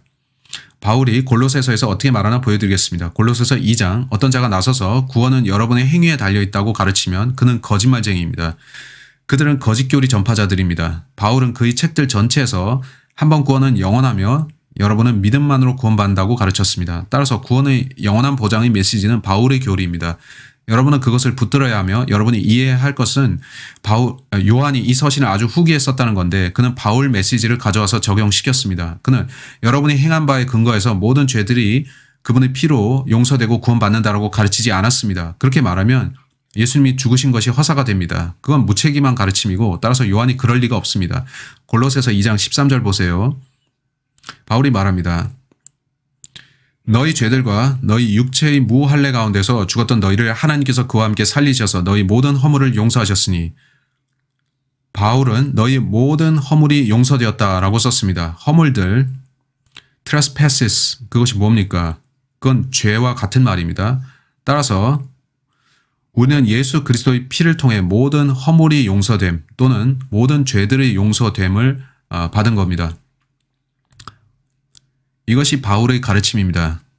골로새서 1장 14절로 갑시다. 골로새서 1장 14절. 그 안에서 우리가 그의 보혈을 통해 구속 곧 죄들의 용서함을 받았느니라. 로마서 5장 9절. 로마서 5장 9절이 어떻게 말씀하나요? 그러므로 이제 그의 피로 의롭게 되었으니 더욱더 우리가 그를 통하여 진노로부터 구원받게 되리라. 저도 그랬습니다. 저는 기억으로 암송했는데 제가 올바로 인용했기를 바랍니다. 로마서 5장 9절. 그러므로 이제 그의 피로 의롭게 되었으니 더욱더 우리가 그를 통하여 진노로부터 구원받게 되리라. 따라서 골로새서에 따르면 골로새서 1장 20절에 따르면 우리는 예수 그리스도의 피로 구원받았습니다. 골로새서 1장 20절. 따라서 바울의 조명하에서 요한 서신을 읽으면 그 둘 다 모든 죄들, 모든 허물들이 용서받았다고 말하는 것을 압니다. 그 용서는 여러분의 일에 달려있지 않고 예수님이 하신 일에 근거합니다. 예수께서 여러분의 죄의 값을 치르신다는 것을 당신이 믿으면 구원받습니다. 제가 구원받았다면 빛 가운데 걸어가야 하는데 빛 가운데 걸어가지 않는다고 구원받지 않은 건 아닙니다. 그건 제가 실족했다는 뜻이고 저는 하늘에서 상을 받지 못하겠죠. 제가 잘못 행하고 있으면 다른 크리스천들과 교제가 없을 겁니다. 그렇게 간단합니다. 많은 사람들이 본문을 왜곡시킵니다. 골로새서 1장 20절이 어떻게 말씀하나 보세요. 골로새서 1장 20절. 그의 십자가의 보혈을 통하여 화평을 이루고 그에 의하여 모든 것이 자신과 화해하게 하시려는 것이라. 따라서 하나님께서는 만물을 자신과 화해케 하기 위해서 죽으셨습니다. 한 번 구원 영원한 구원이죠. 제게 있어서 모든이라는 것은 모든입니다. 여러분에게도 그렇습니까? 영원한이라는 단어도 영원한이라는 뜻이죠. 여러분도 그렇습니까? 히브리서 9장 12절 이걸 봅시다. 자, 예수 그리스도의 피가 모든 죄들을 용서합니다. 여러분이 이걸 알길 바라는데 이건 매우 중요한 구절이고 보겠습니다. 히브리서 9장 12절. 히브리서 9장 12절은 예수님이 보혈을 말합니다. 염소와 송아지 피로 아니하고 오직 자신의 피로 한번 성소에 들어가셔서 우리를 위하여 영원한 구속을 이루셨느니라. 즉 구원은 영원한 생명이라 불리는데 성경에서 그건 세 가지라 불립니다. 구원은 첫째 영원한 생명이며 둘째 영원한 구속이며 셋째로 영원한 구원이라고 불립니다. 자, 영원이라는 것이 무슨 뜻입니까? 영원은 끝이 없다는 겁니다. 따라서 제가 구원받았다면 저는 영원히 구원받은 겁니다. 저는 한 번 구원이 영원한 구원이라 믿습니다. 저는 구원을 잃어버릴 수는 없지만 상은 잃어버릴 수 있죠. 예수님을 올바로 섬기지 않는다면요. 그렇죠? 이것이 바울의 가르침입니다. 이것을 이해하는 채로 요한일서를 보신다면 요한이 구원은 여러분이 빛 가운데 걷느냐 아니냐로 결정된다고 가르친 것이 아님을 알 것입니다. 그는 우리 모두 빛 가운데 걸어가면서 서로 교제를 가집시다라고 한 것이고, 우리 크리스찬들이 예수님의 피 가운데서 교제하는 것은 아주 훌륭하고 대단한 겁니다. 예수님의 피가 우리를 모든 죄들에서 깨끗게 했기 때문인데 그게 그의 말입니다. 이제 9절 보면 우리가 우리 죄들을 자백하면 그는 신실하고 의로우셔서 우리 죄들을 용서하시며 모든 불의에서 우리를 깨끗하게 하시느니라. 어떤 사람들은 여러분이 자기 죄들을 자백하지 않으면 용서 못 받습니다라고 가르칩니다. 좋아요. 그 부분을 잠시 보겠습니다. 잠시 뒤로 가서 7절, 8절 읽어보고 9절에서 여러분에게 뭔가 보여드립니다. 왜냐하면 다시 강조하지만 구원은 행위에 근거하지 않고 그리스도의 피를 여러분이 믿었느냐에 달려 있습니다. 구원을 위해 제가 할 수 있는 유일한 행동은 그것은 믿는다는 것이지 다른 행위가 아닙니다. 왜 그렇게 생각하시나요? 그것이 에베소서 2장 8절 9절에서 여러분 너희가 믿음으로 말미암아 은혜로 구원을 받았으니 이것은 너희에게서 난 것이 아니오라고 한 그 의미입니다. 여러분의 구원은 여러분이 행하는 것에 달려있다고 믿는다면 아직 구원 못 받은 겁니다. 제가 할 수 있는 유일한 것은 행위가 아니라 믿는 것이며 그 믿음은 제게서 온 것이 아닙니다. 자, 다시 요한일서 1장 7절을 봅시다. 그러나 그분이 빛 가운데 계신 것 같이 우리도 빛 가운데 행하며 우리가 서로 간에 교제가 있게 되고, 우리는 빛 가운데 교제해야 합니다. 진리와 복음, 의, 공의, 선함 가운데 우리는 바른 행위로 교제해야 합니다. 그의 아들 예수 그리스도의 피가 우리를 모든 죄에서 깨끗하게 하시느니라. 하나님께 감사하게도 예수 그리스도의 피가 모든 죄들의 용서를 가져옵니다. 그 피를 통해 모든 죄가 용서받습니다. 제 행함이 구원받는 것이 아닙니다. 제가 그리스도의 피를 믿느냐 아니냐에 달려있죠. 8절 만일 우리가 우리에게 아무 죄도 없다고 말하면 우리 자신을 속이는 것이요 진리가 우리 안에 있지 아니하나. 사람들은 이건 구원 상실을 말한다고 하는데 전 여기서 구원 상실을 찾지 못하겠습니다. 여러분이 자신에게 죄 없다 말하면 미혹당한 거죠. 우리 모두는 죄인입니다. 맞죠? 진리가 우리 안에 있지 아니하나. 진리가 우리 안에 있지 않다는 것은 거짓말을 했다는 겁니다. 내가 죄를 짓지 않았다고 했으면 거짓말한 것이죠. 전 죄를 짓습니까? 네. 불행히도 제가 구원받은 후에도 종종 죄를 짓습니다. 전 그러기를 원치 않고 그게 싫지만 죄를 종종 짓습니다. 죄를 그렇다고 지어야 합니까? 아닙니다. 다른 본문에 보면 요한이 하나님께로부터 태어난 사람은 누구나 죄를 짓지 아니한다고 하는데 그걸 보면 이게 뭐지? 뭐지? 할 겁니다. 순서가 되면 그 구절을 보겠습니다만 여러분은 요한이 무슨 말을 하는지 기억해야 합니다. 여러분이 구원을 받으면 옛 육신 그리고 성령께서 그 안에 내주하시는 새 피조물인 혼 또 당신의 영이 있는데 그렇지 않은 죄를 지을 수 있습니다. 그의 몸이 죄를 짓는 겁니다. 그러나 하나님께로부터 태어난 그 속사람은 죄를 짓지 않습니다. 새 피조물은 죄를 안 짓습니다. 따라서 요한이 말하는 것 중에 많은 것은 여러분이 바울과 그의 가르침을 모르면 이해를 할 수가 없습니다. 그러면 요한일서를 읽을 때 여러분은 무슨 말인지 하나도 모르겠다는 게 됩니다. 요한일서를 이해할 수 있는 유일한 방법은 먼저 바울을 아는 것입니다. 바울은 성령 안에서 행하는 것과 육신 안에서 행하는 것의 차이를 말했습니다.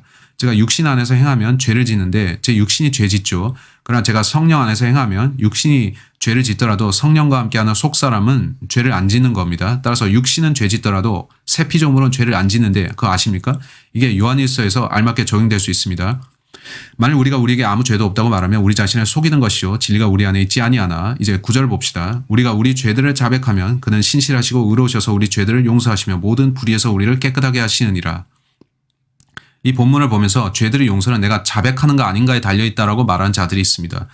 따라서 그들은 내 행위, 내 고백이라는 행위가 있어야지만 되는데 내가 죄들을 자백하지 않으면 용서를 못 받는다고 말합니다.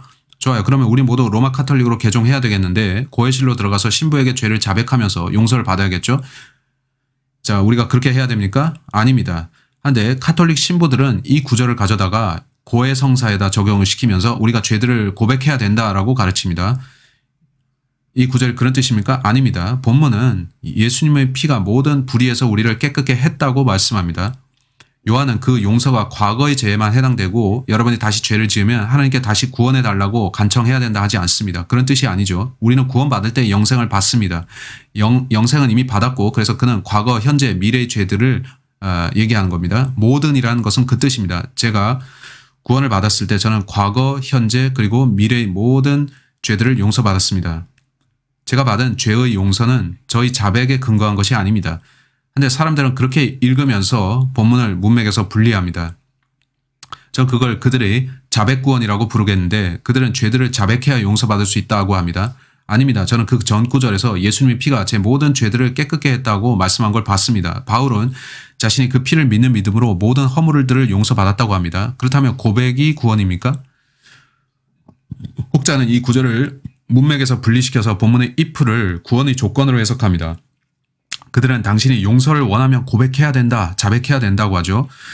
구원이 죄의 자백으로 되는 거라면 믿음 플러스 행위가 될 것이고 우리는 믿음으로서가 아닌 자백으로 구원받겠죠? 이해하십니까? 여러분이 예수님의 피만으로 구원받은 것이 아니라 구원받기 위해서 죄의 자백을 해야 된다면 예수님은 또 뭘 하셔야 된다는 겁니까? 그는 다시 죽으셔야 되는 거가 되죠. 제가 매번 죄를 지을 때마다 예수님이 십자가에서 다시 죽으셔야만 한다면 그게 맞다면 성경은 거짓이 됩니다. 왜냐하면 히브리서에 보면 한 번 희생제가 영원히 드려졌다고 하기 때문이죠. 제가 이걸 보면서 안타깝다고 생각하는 건 그들이 confession이라는 단어를 가져다가 마태복음 10장에 연결시킨다는 겁니다. 그들은 브레이커씨 용서받으려면 죄들을 고백해야 됩니다. 자백하지 않으면 용서 못 받습니다라고 합니다. 좋아요. 그럼 당신들은 바울 서신 전혀 읽지 않았다는 겁니까? 바울은 그런 교리를 쓴 적이 없습니다. 제가 보니 당신네는 이 구절을 문맥에서 끄집어내는군요. 그러면서 당신 아니 마태복음 10장에 예수님 보세요라고 하는데 여기서도 문맥을 그들은 벗어나고 있습니다. 마태복음 10장 32절 그러므로 누구든지 사람들 앞에서 나를 시인하면 나도 하늘에 계신 나의 아버지 앞에서 그를 시인할 것이나 누구든지 사람들 앞에서 나를 부인하면 나도 하늘에 계신 나의 아버지 앞에서 그를 부인하리라. 보라고 당신이 예수님을 고백하지 않으면 구원받지 못한다. 그들은 그렇게 말합니다. 좋아요. 예수께서 이걸 언제 말씀하셨나요? 여기입니다. 그가 십자가 죽으시기 전이었죠. 그는 유대인들에게 말씀하셨는데 유대인들에게 자신이 메시아라는 사실을 고백하라고 하십니다. 저쪽 대환란기에 가면 휴거 이후에 어떤 유대인이 예수님은 참 그리스도라고 고백하면 그는 목이 잘립니다. 하지만 그렇게 하면 그는 하늘에 갈 수 있습니다. 아시겠죠? 여러분이 요한서신의 본문을 문맥에서 분리해서 자백에 근거한 구원 교리를 만들면 그건 틀린다는 겁니다. 여러 해 전에 저는 여기 펜사콜라 뉴스 저널에서 나온 기사에 이런 걸 봤습니다. 우리가 죄 지을 때마다 용서를 구해야 합니다. 라는 제목하의 기사입니다. 빌리 그레함이 쓴 것인데 제 기억에 이거는 1990년대에 나온 건데 90년대일 겁니다. 기본적으로 빌리 그레함은 그가 이걸 직접 쓴 것 같지는 않고 나중에 사람들이 그의 어록을 가져다가 실은 것 같은데 이걸 보면 빌리 그레함의 커뮤니티 빌리 그레함 쪽 사람들도 바울의 복음에 대한 개념이 없다는 걸 알 수 있습니다. 바울에 따르면 우리는 모든 허물들을 예수님의 피로 한 번 희생제로 용서받습니다. 어떤 사람들은 요한일서 1장 9절 이걸 가지고서 예수님의 십자가 피는 과거의 죄들만 용서한다. 여러분이 죄를 지을 때 하나님께 죄의 용서를 처음부터 다시 구해야 한다. 라고 하는데 미안하지만 그 죄는 예수님의 용서에 적용 안 된다라고 하는 것입니다. 그 이단교리입니다. 성경의 가르침과 다릅니다. 여러분께 이걸 읽어드리겠습니다. 누군가 친애하는 러크만 박사님 우리 모든 죄들이 우리가 예수님께 나올 때 용서받았다면 왜 우리는 죄 지을 때마다 하나님의 용서를 구해야 합니까? 이미 다 용서받았다면 왜 번거롭게 매번 죄 용서를 구해야 하나요? 그런 질문을 했습니다. 이건 참 좋은 질문이죠. 제가 그리스도의 피를 믿을 때 용서받았다면 왜 계속 죄 용서를 하나님께 구해야 하나요? 이미 다 용서받았다면요. 자백이란 뭔가요? 자백은 주님 제가 이렇게 했습니다. 자백과 용서를 구하는 것은 완전히 다른 두 가지입니다. 한데 그들은 그 둘을 뒤섞으려 하면서 당신이 죄들을 자백하는 것은 하나님께 용서해 달라고 하는 것이다 라고 합니다. 요한일서 1장 9절은 우리가 하나님께 우리 죄들을 용서해 달라고 요청하면 그는 신실하고 의로우셔서 용서하신다는 게 아닙니다. 본문은 우리가 죄들을 자백한다고 합니다. 여러분이 자기 죄들을 주 앞에 자백하면서 주님 제가 이런 것들을 했습니다. 안 하려고 했는데 정말 죄송합니다. 예수님의 피가 제 죄들을 제거하셨음에 감사합니다. 제가 이런 일을 했음에 정말 죄송합니다. 주님 저는 부끄럽고 슬픕니다. 죄송합니다.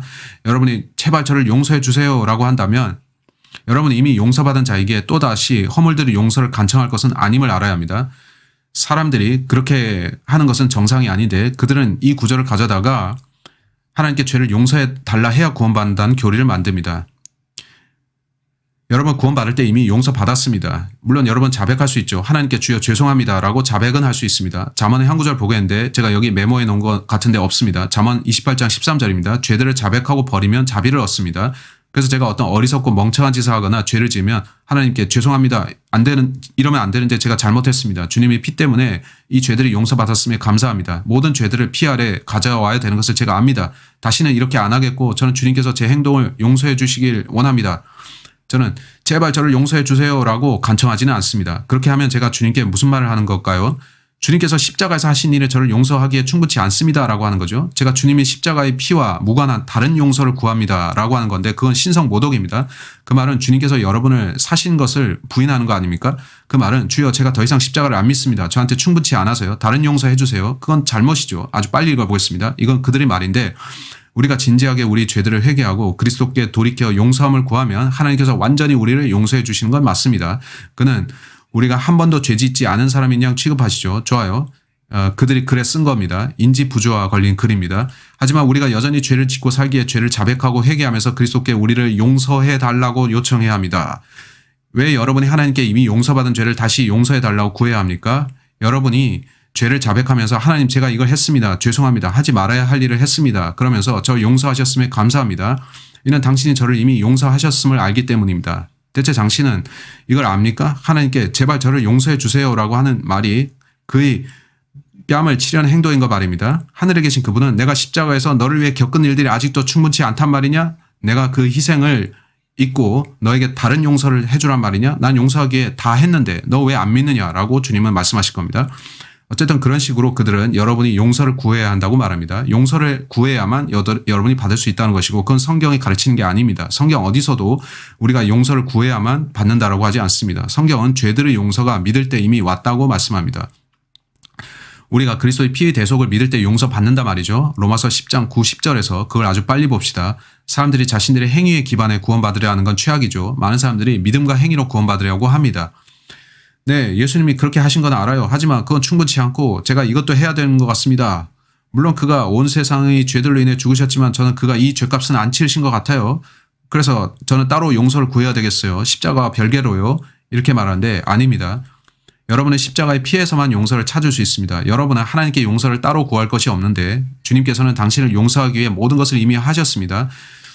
이제 여러분은 그분께서 당신께 묻는데 내가 너를 위해 한 일을 믿고 용서받겠느냐고 하십니다. 하나님께 자신을 또 용서해달라고 말하는 건 잘못된 겁니다. 마치 여러분이 주님이 십자가에서 하신 일이 제가 충분치 않아요라고 하는 겁니다. 로마서 10장 90절은 말씀합니다. 내가 내 입으로 주 예수를 시인하고 또 하나님께서 그를 죽은 자들로부터 살리신 것을 내 마음에 믿으면 구원을 받으리라.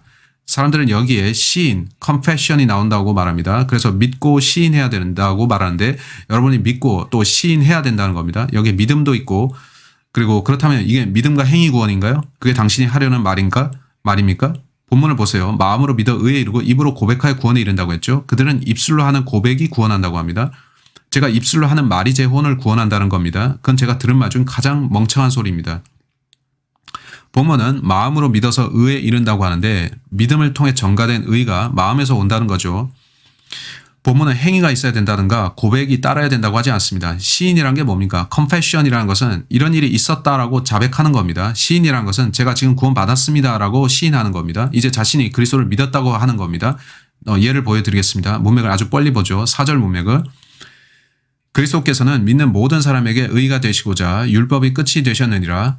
본문은 시인하라고 하지 않고 믿는 것만 말씀합니다. 믿는 것이 중요합니다. 갈라디아서에 따르면 우리가 하나님의 자녀가 되는 것은 예수 그리스도를 믿음을 통해서입니다. 6절. 그러나 믿음에서 난 의는 이같이 말하기를 우리가 전파하는 믿음의 말씀이라. 8절. 말씀이 내게 갖고 내 입에 있으면 내 마음에 있노라. 내가 내 입으로 주 예수를 시인하고 또 하나님께서 그를 죽은 자들로부터 살리신 것을 내 마음에 믿으면 구원을 받으리라. 이는 사람이 마음으로 믿어 의에 이르고 입으로 고백하여 구원에 이르기 때문이라. 보면 믿음의 행위가 있어야만 된다고 말씀하지 않습니다. 믿음이 있지만 그걸 입으로 말해야만 구원받는다는 뜻이 아닙니다. 예를 보여드리겠습니다. 마가복음 16장 16절로 가겠습니다. 본문을 자기 멋대로 해석하는 사람들이 있습니다. 그들은 이렇게 말하죠. 당신은 입으로 이렇게 말해야 합니다. 저렇게 시인해야 됩니다. 좋아요. 제가 행위가 있어야 구원받는다는 건가요? 예수께서 하신 일로 충분치 않다고 그들은 말하는 겁니다. 그가 하신 일에 내 일이 더해져야 된다는 거죠.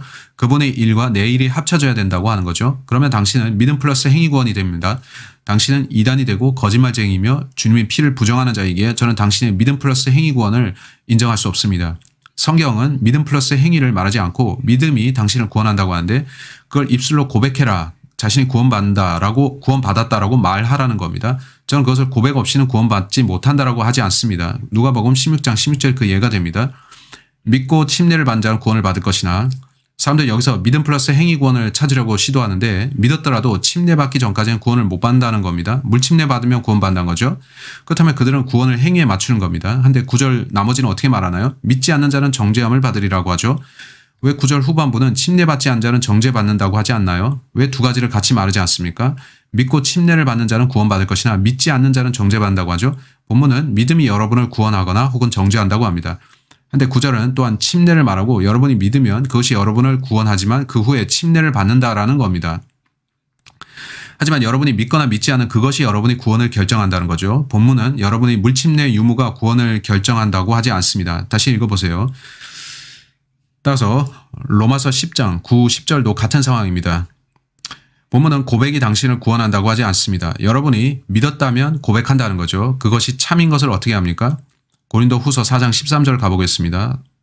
사람들은 이렇게 말하는데 저 사람들이 입술로 고백해야 구원받습니다 라고 하는 걸 듣습니다. 그렇다면 말을 못하는 벙어리는 어쩌란 말입니까? 벙어리는 절대 구원을 못 받습니까? 그런 말을 하고 싶습니까? 그는 정말 불쌍한 사람이네요. 그렇다면 어떤 사람 지옥에 보내려면 그의 혀를 잘라버리면 되겠군요. 그러면 말을 할 수 없으므로 결코 입술로 시인하고 구원을 못 받을 테니까요.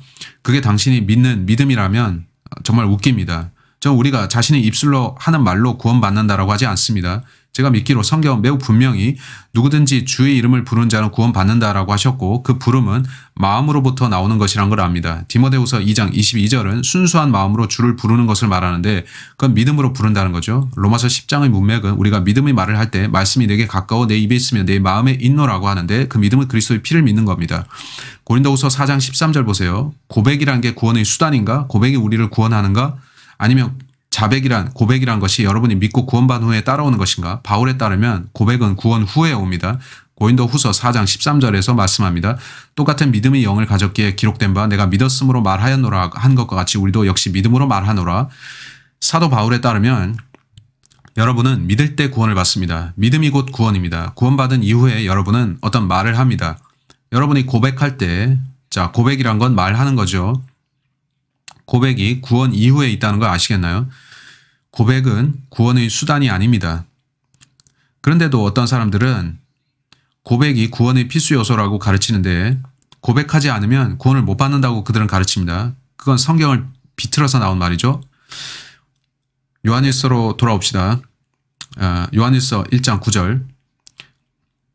우리가 우리 죄들을 자백하면 그는 신실하시고 의로우셔서 우리 죄들을 용서하시며 모든 불의에서 우리를 깨끗하게 하시느니라. 여러분 그가 무슨 말을 하는지 아시겠나요? 우리가 자신의 죄들을 자백하면 하나님은 신실하셔서 이미 우리 죄들을 용서하셨기 때문에 우리가 고백하건 아니건 그는 계속 신실하신데 그렇게 말합니다. 하지만 그들은 아니 본문은 우리가 자기 죄들을 자백하지 않으면 우리 죄들의 용서를 못 받는다는 겁니다. 그런 뜻입니다. 라고 합니다. 좋아요. 잠깐 멈추세요. 그 말은 하나님의 신실하심이 우리 행위에 달려있다는 말이 됩니다. 당신은 제게 그렇게 말하는 겁니까? 하나님의 신실하심이 제가 뭔가 하는지에 달려있느냐 말입니다. 하나님께서 제가 하는 행위만큼 신실하시다고 말하려는 것입니까? 우리가 우리 죄들을 자백해야 신실하시다는 얘기인가요? 그렇다면 우리가 죄들을 자백하지 않으면 하나님은 신실하지 않으시다는 겁니까? 성경 어느 구절에 하나님께서 신실하지 않으시다는 구절이 있습니까? 그런 구절 없습니다. 하지만 여러분은 하나님께서 신실하시다는 많은 구절들을 찾을 겁니다. 다윗은 반복해서 주여 당신의 신실하심이 크십니다 라고 고백했고 그런 말들을 했는데 하나님은 신실하시니 감사하라고도 했습니다. 전 여러분이 자기 죄들을 주님께 자백하는 것은 찬성합니다. 그건 아주 잘하는 것인데 하나님 제가 이런 짓을 했습니다. 제가 잘못했고 다시 안 그러겠습니다. 반성하고 안 그러겠습니다 라 하는 거죠. 하지만 여러분은 제발 저를 용서해 주세요 라고 하지는 않습니다. 이미 용서는 받았으니까요. 구원받은 여러분이 이미 받은 용서를 다시 그분께 받고자 하지는 마십시오. 9절로 갑시다. 우리가 우리 죄들을 자백하면 그는 신실하시고 우리가 우리 죄들을 자백하지 않으면 그래도 그는 신실하시죠. 하나님의 신실하심은 불변입니다. 맞나요? 영생 또한 변화가 없습니다. 여러분이 보혈을 믿었다면 자기 죄를 고백하건 아니건 죄들은 용서받았습니다. 그걸 기억하고 있어야 합니다. 사람들은 말하죠. 제가 고백하지 않으면 용서를 못 받을 것 같아요. 좋습니다. 그러면 당신은 지옥에 갈 거란 말입니까? 당신은 약속의 그 성령으로 인침받았고 하나님의 아들이 되었는데 하나님께서 당신의 죄들 중 일부를 고백하는 거를 안 했기 때문에 지옥에 보낸다고요? 그게 당신 교리입니까? 그건 믿음 플러스 행위입니다. 그건 구원의 복음이 아닙니다. 그래서 사람들은 이 말을 듣고 이렇게 말합니다. 로베르트 브레이커는 죄의 자백을 반대한다. 전 그렇게 말하지는 않았습니다. 우리는 하나님 앞에 제가 잘못했습니다. 제 행동 잘못되었습니다 라고 해야 됩니다. 제가 반대하는 것은 사람들을 속여서 구원이 죄의 자백에 달려있다고 믿게 만드는 겁니다. 여러분이 자백이 구원이라고 생각하면 왜 당신은 카톨릭에 가서 매주 고해 성사를 안 받습니까? 우리 구원이 우리 자백에 달려있지 않으면 믿음에 달려있다는 겁니다. 하나님은 신실하시기 때문에 고백하건 아니건 우리 죄들을 용서하십니다. 여러분은 죄들을 자백하는 것에 대한 이 본문을 다시 보십시오. 우리가 자백하건 아니건 하나님은 신실하십니다. 또 그는 의로우셔서 우리 죄들을 용서하시며 모든 불의에서 우리를 깨끗하게 하시느니라. 왜냐하면 그는 이미 용서를 위한 일을 하셨고 우리는 믿기만 하면 되니까요. 자, 2장 12절은 말씀하고 있습니다. 어린 자녀들아, 내가 너희에게 쓰는 것은 그 이름을 인하여 너희 죄들이 용서되었기 때문이라. 우리가 구원받을 때 우리 죄들이 용서받았습니다. 맞나요? 과거, 현재, 미래. 따라서 9절은 여러분의 죄의 용서가 여러분 죄의 고백에 달려있다고 말하지 않습니다. 요한은 우리가 죄들을 자백하면서 주님 제가 이걸 해서 죄송합니다 라고 하면 하나님께서 항상 신실하심으로 그는 여전히 우리 죄들을 용서하고 계시다는 것을 말하는 겁니다.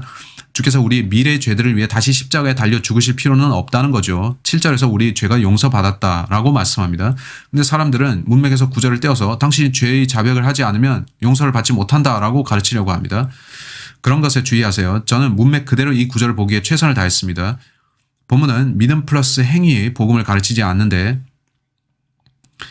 단지 하나님은 신실하시며 그는 우리 모든 죄들을 용서하신다라고 말씀합니다. 자, 이제 10절. 만일 우리가 죄를 짓지 아니하였다고 말하면 우리는 그분을 거짓말쟁이로 만드는 것이요 그분의 말씀이 우리 안에 있지 아니하니라.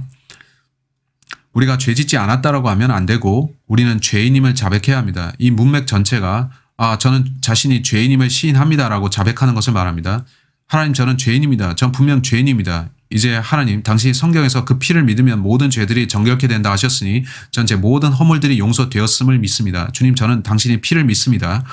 이렇게 저는 저희 모든 죄들을 용서받은 겁니다. 전 제가 죄인임을 시인했는데 제가 구원받은 후에 죄를 지으면 기도할 때 그 죄 지은 것을 고백합니다. 주님 당신은 아실 텐데 제가 어제 이런 일들을 했습니다. 이런 나쁜 생각도 했습니다. 제 입에서 나쁜 말이 나왔습니다. 주님 잘못했습니다. 제가 뭘 한 거죠? 제가 정말 어리석었습니다. 빛 가운데 걸어야 하는데 제가 그렇게 못했습니다. 주님 당신의 책에 따르면 저는 용서받았습니다. 그래서 저는 당신께 감사드립니다. 당신의 용서하심에 감사하며 당신을 사랑합니다. 제 잘못된 행동을 반성하며 앞으로는 잘하겠습니다. 자, 본문에서 설명할 것이 훨씬 많은데 로마서 4장 6절에서 8절을 보시면 그 본문은 전가된 의를 말씀합니다. 구원받을 때 우리는 그리스도의 전가된 의를 갖게 됩니다. 누가복음 5장 20절에서 24절을 보면 죄를 용서하는 분은 사람이 아닌 예수 그리스도뿐이라 합니다. 그런데 로마에 있는 교회는 고해 성사를 하라고 합니다. 에베소서 1장 7절도 보려고 했는데 나중에 보겠지만 지금은 넘어가겠습니다. 하지만 우리는 하나님께서 거짓말쟁이가 아니심을 믿어야 하죠. 우리는 거짓말하지만 하나님은 거짓말 안 하십니다. 디도서 1장 2절과 로마서 3장 4절은 하나님이 거짓말하지 않으심을 말씀합니다. 따라서 제가 이 본문을 보면서 이걸 생각하게 됩니다. 전 요한이 1장에서 말하는 취지가 마치 교회 안에 들어온 불청객들, 다른 교리를 가르치는 자들에 대한 경고인 것 같습니다. 그건 좋아요. 당신이 그렇게 가르친다면 이라고 하면서 if를 이어갑니다. 6, 7, 8, 9, 10절에 if가 계속 나옵니다. 어떤 영지주의자들이 초기 교회에 들어왔고 그들이 교리를 수정하려고 했던 것처럼 보인다는 겁니다. 요한은 좋아요. 당신이 그렇게 가르친다면 그건 성경과 다른데 이걸 보십시오. 당신이 저렇게 가르친다면 이걸 기억하십시오. 당신이 이렇게 가르친다면 이걸 기억하십시오. 이런 식으로 본문 전체가 쓰여지고 있는 겁니다. 7절은 그 피가 모든 죄들을 정결케 했다고 말하면서 기억하라. 그 피가 모든 불의 또한 깨끗게 한다고 하죠. 복음은 믿음 플러스 행위가 아니라는 것입니다. 그리스도의 피로 우리 모든 죄들이 용서받은 겁니다. 여러분은 그 말씀을 문맥에서 분리하면 안 되는데 문맥은 우리가 그리스도의 피로 구원받았다고 합니다. 2장으로 가면 그는 우리가 아버지와 함께 있는 한 변호인을 갖고 있다고 말하는데 그분이 우리와 온 세상의 죄들을 위한 화목 제물이 되셨다고 합니다. 그렇다면 그는 바울이 말했던 그리스도의 피를 믿음으로 받는 구원의 복음을 가르치고 있는 것입니다. 그것은 믿음 플러스 행위가 아닙니다. 그건 어떤 사람들이 다가와서 믿음 플러스 행위를 가르치면 그걸 경계하라고 합니다. 그들의 말은 틀렸고 우리는 여전히 그리스도의 피를 믿는 믿음으로 구원받아야 됩니다. 2장 3절을 보시면 거기서 그는 계명들을 지키는 걸 말하죠. 여기서 많은 사람들이 논란을 벌이는데 사람들은 자기들이 듣고 싶은 얘기만 듣고 나머지 말은 무시합니다. 그래서 논란이 끊이지 않습니다. 어떤 사람들은 행위 복음을 믿는데 그들의 마음에는 내가 행위로 구원받았다라는 게 있습니다. 그래서 그들은 이 본문을 가졌다가 행위 구원으로 연결시킵니다. 그들은 우리가 믿음만으로 구원받는다는 본문을 건너뛰는데 그건 참 안타깝습니다. 저는 바울과 함께 걷는데 바울은 한 번 구원은 영원하다고 가르쳤고 바울은 그 피를 믿는 믿음이 모든 죄를 용서한다고 했습니다. 전 제가 읽은 본문을 설명하면서 옆길로 빠지지 않으려고 노력하면서 최선을 다해서 가르쳤는데 바울이 어떻게 가르쳤으며 요한이 어떻게 그와 노선이 일치하는지를 제가 말씀드렸습니다. 아시죠? 여러분에게 은혜가 되셨기를 바랍니다. 다음 주에 2장으로 돌아오겠는데 우리가 공부하면서 기억할 점은 요한서신은 2중 혹은 심지어 3중 적용이 가능하다는 것입니다. 즉 행위가 등장하는 여기에 대환란에도 이 책은 적용 가능합니다. 그런 걸 살펴보는 거 아주 흥미롭습니다. 다음 시간에 다시 뵙겠고 God bless you. Bye bye.